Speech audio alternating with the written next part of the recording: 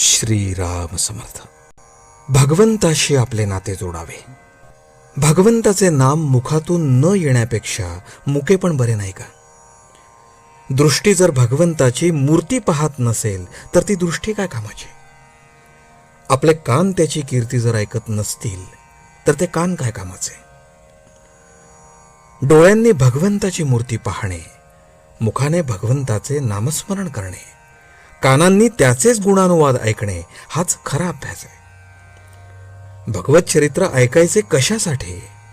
तर त्याप्रमाणे वागण्यासाठी. भगवत प्राप्तीसाठी एक सुलभ उपाय आहे.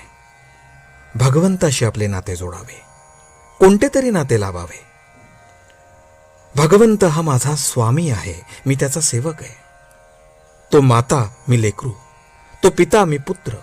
तो पती, मी पत्नी. तो पुत्र, मी आई. तो सूत्रधार, मी बाहुले. असे काही नाते लावावे.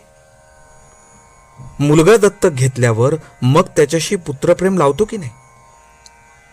लग्न होण्यापूर्वी कोण नवरा आणि कोण बायको, पण लग्न होताच ते नाते लावतो आणि सहवासाने प्रेम वाढवतो.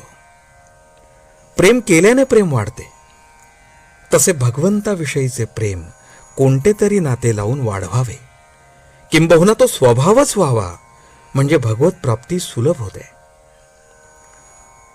हनुमंताने दास्य भक्ती केली, रामाला आपल्या हृदयातच ठेवले. गुहकाचे रामावर तसेच प्रेम होते. रावणाने शत्रू म्हणून, भरताने भाऊ म्हणून, सीतामाईने पती म्हणून, बिभीषणाने मित्र म्हणून, हनुमंताने स्वामी म्हणून भगवंताला आपलासा करून घेतलाच. ज्या गावात मारुती नाही त्या गावात राहूच नये.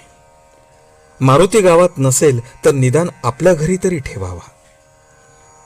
घरात देवाची उपासना करावी. घर हे मंदिराप्रमाणे असावे. परान्न म्हणजे दुसऱ्याने मिळवलेले अन्न. आपण घरी जे अन्न खातो ते देखील परान्नच आहे, कारण अन्नदाता परमात्मा आहे. त्याचे स्मरण ठेवून अन्न खावे. चवीला बळी न पडता जरूर असेल तेव्हा आणि तेवढेच खाणे, याचे नाव सात्विक आहार होय. मुख्य म्हणजे प्रत्येक गोष्टीत भगवंताची आठवण राहिली पाहिजे. मग ते खाणे, पिणे, गाणे, बजावणे, हिंडणे काहीही असो. गायनामध्ये ठरलेल्या सुरात शब्द म्हणायचे असतात, त्यामध्ये भगवंताची आठवण राहणे कठीण असते.